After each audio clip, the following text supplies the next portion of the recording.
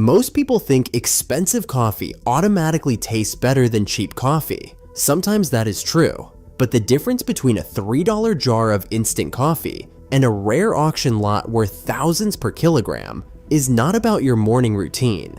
It is about how the American coffee market is structured, who it is designed for, and where real quality differences actually begin. There are 7 distinct levels, and most people only know 2 of them. Level 1, super cheap instant, under $5. This is where approximately half the world wakes up every morning, and there is zero shame in that. Instant coffee is one of the most significant food technologies of the 20th century. The idea sounds simple. Brew coffee, dehydrate it into powder or granules, and let people just add water. But executing that at global scale while keeping the price under $1 a cup is a genuine industrial achievement. The name that owns this level is Nescafé. Specifically, Nescafé Classico, the red jar that sits on the bottom shelf of every supermarket in America and on kitchen counters across more than 180 countries worldwide. Nestlé created the original Nescafé formula back in 1938, developed specifically to help the Brazilian government solve a coffee surplus problem. The brief was essentially, make this shelf stable and instant. What they built became one of the best-selling beverages in human history. Here is what most people get wrong about instant coffee. They assume it is a degraded version of real coffee. It is not. It is a completely different product that was designed for a completely different purpose. Nescafé Classico is not trying to taste like a pour-over from a specialty roaster. It is trying to deliver a reliable, consistent caffeinated experience in under 60 seconds with zero equipment. On those terms, it succeeds. The flavor profile at this level is dark, slightly bitter, and one-dimensional. There is not much nuance. There is not supposed to be. What there is consistency. Every jar tastes like the last jar. That is the product. At level 1, you are not buying complexity. You are buying reliability and convenience in the most affordable package the coffee industry has ever produced. The best use case here is exactly what it sounds like. Travel, office break rooms, camping, emergencies, and anyone who needs caffeine fast without thinking about it. But wait until you hear the difference with level 2. Level 2, cheap ground coffee, priced between $8 and $12. This is the level most of America grew up with. The big tin on the counter, the percolator running at 6 in the morning, the smell that meant the day had officially started. Maxwell House has been in that spot since 1892, when it was first served at the Maxwell House Hotel in Nashville, Tennessee. Teddy Roosevelt reportedly called it good to the last drop on a visit to the Hermitage Plantation in 1907. Whether that story is entirely true is debatable. Whether that tagline moved billions of dollars of coffee for over a century is not. Maxwell House Original Roast is the quintessential level 2 product. Pre-ground, medium roasted, canned for long shelf life, priced around $8 to $10 for a significant quantity. It is designed to work in a drip machine, taste inoffensive to the widest possible audience, and never run out when you need it. Here is what the marketing will not tell you. Pre-ground coffee begins losing aromatic compounds the moment it is ground. By the time a tin of Maxwell House reaches your cabinet, through processing, packaging, shipping, and shelf time, much of the volatile flavor chemistry that makes coffee interesting has already dissipated. What remains is the basic structure, roast character, caffeine, body. That is not nothing. But it is a fraction of what the same beans could have been. The flavor at this level is familiar to most American palates for a reason. It is what most Americans grew up tasting. Mild roast sweetness, low acidity, a little earthiness, and an easy finish. It is not offensive. It is not exciting. It is the baseline that defined American coffee culture for most of the 20th century. The rule at level 2 is this: you are paying for convenience and volume, not for quality. That is a perfectly legitimate trade. Just know what the trade is. However, if you are willing to shift your focus from convenience to value, The next level offers a far more rewarding balance between price and quality. Level 3. Budget private label whole beans, $10 to $15. This is the level where most people could dramatically improve their coffee experience without spending any more money, and most of them never make the jump. That gap between level 2 and level 3 is the most important and most overlooked quality leap in the entire coffee ladder. Amazon Fresh Colombia Whole Bean is the entry point here. It is Amazon's own private label, priced competitively against the Maxwell houses of the world. But it delivers something fundamentally different: whole beans. That matters more than almost any other single variable in coffee quality. When you grind beans fresh before brewing, even with a cheap blade grinder, you unlock aromatic compounds that pre-ground coffee simply cannot preserve. The Colombia origin gives you something specific to taste as well. Colombian coffee is prized for its balance, medium body, mild acidity, caramel sweetness, and a clean finish. It is not the most complex coffee in the world, but it is distinctly Colombian. You can taste the origin. Here is what most people get wrong at this level.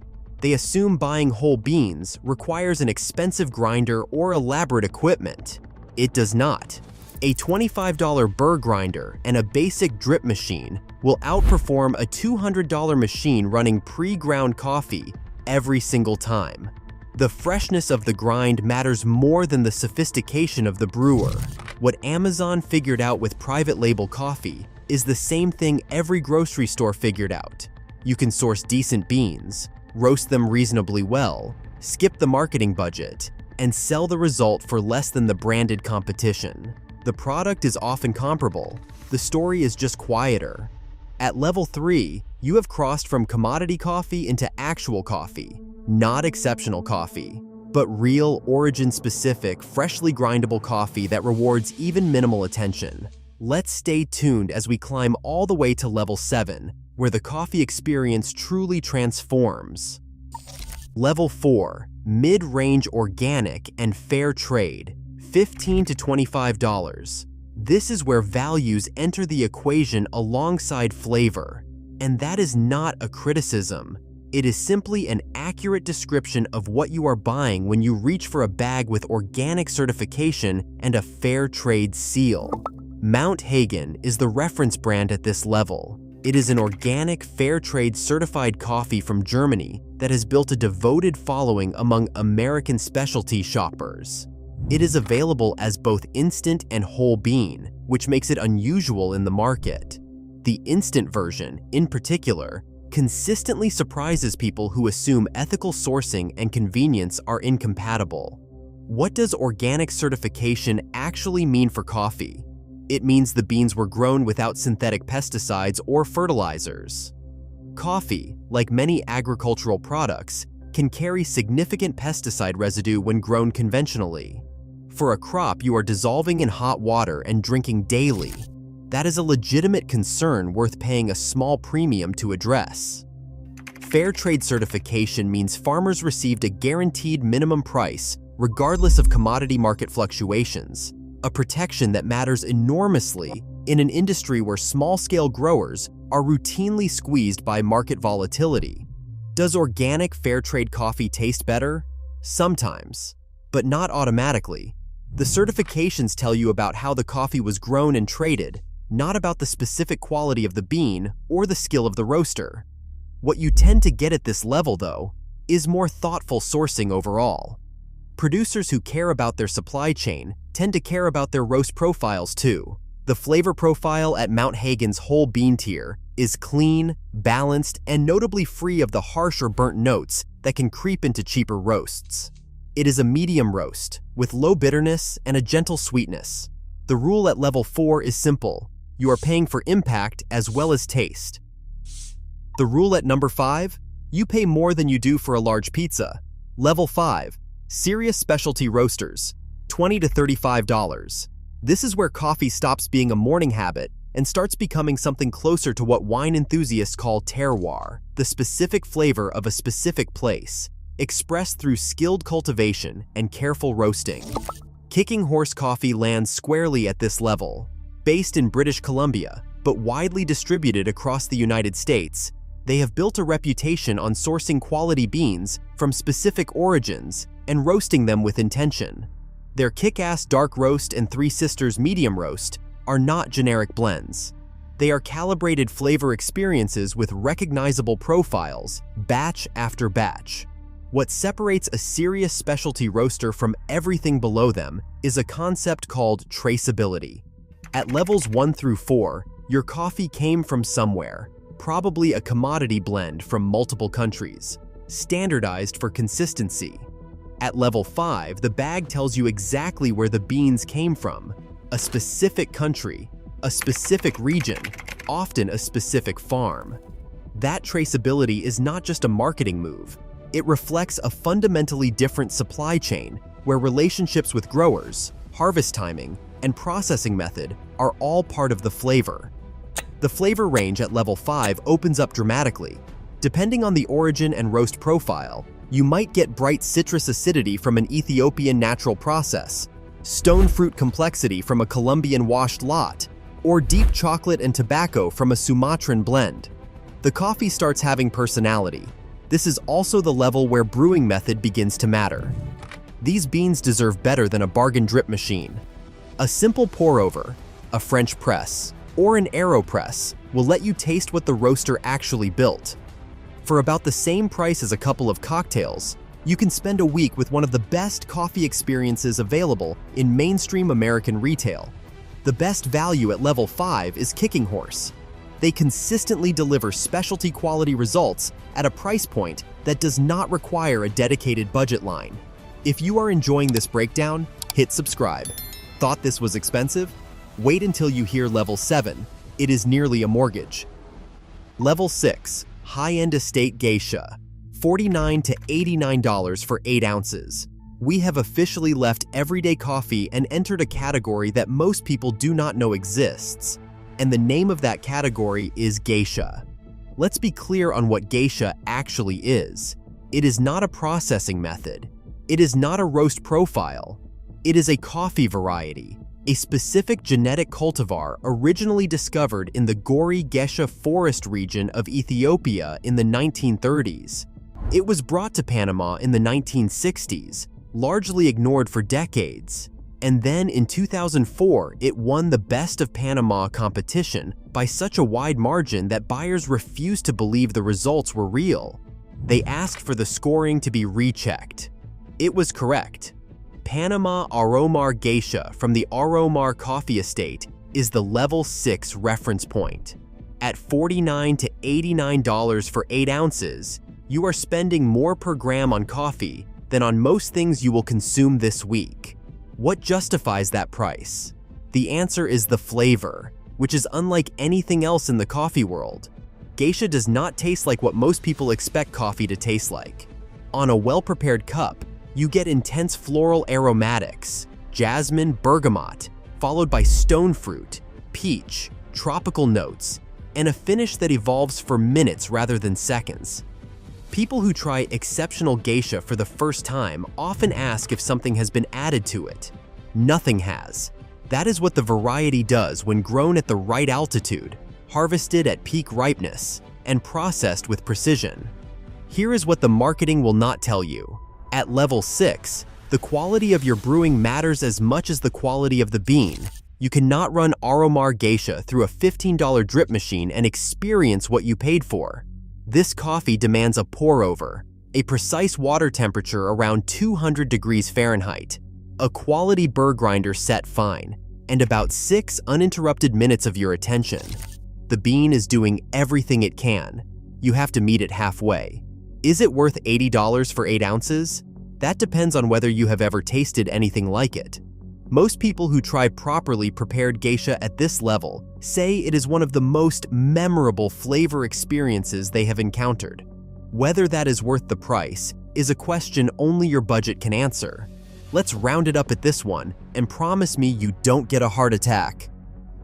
Level 7, record-breaking auction, Geisha, $13,000 plus per pound. We have left the realm of drinking coffee and entered something else entirely. In 2025, a washed geisha lot from Hacienda La Esmeralda, the Panamanian estate credited with introducing geisha to the specialty coffee world, sold at the Best of Panama auction for over $30,000 per kilogram. That translates to more than $13,000 per pound. That is not a misprint. Hacienda La Esmeralda is the Macallan 1926 of coffee. The Peterson family, who have owned the estate for decades, did not set out to produce the world's most expensive coffee. They were trying to solve a problem, a section of their farm that resisted conventional cultivation. The geisha trees they planted there, at elevation in the Boquete Highlands, produced something that rewrote what the industry believed coffee could be.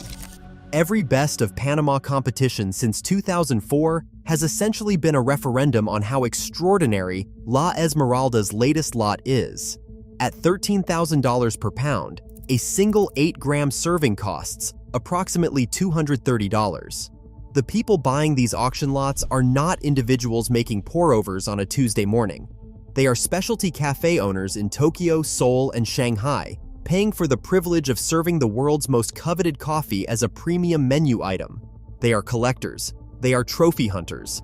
A small number of them are serious researchers and coffee professionals who want to understand the ceiling of the category. Here is the uncomfortable truth about Level 7. The gap in quality between a superb $80 bag of Aromar Geisha and a $13,000 per pound La Esmeralda auction lot is real, but it is subtle in a way that requires exceptional training and extreme attention to perceive. You are paying, in large part, for scarcity, provenance, and the bragging rights attached to a specific lot number. That is not fraud. Provenance is genuinely part of the product at this level, but if you believe it will taste proportionally better than Level 6, the math will disappoint you. The law of diminishing returns does not slow down as you climb this ladder. It accelerates. And there you have it. If this opened your eyes, hit subscribe, and I will see you in the next one. Thanks for watching.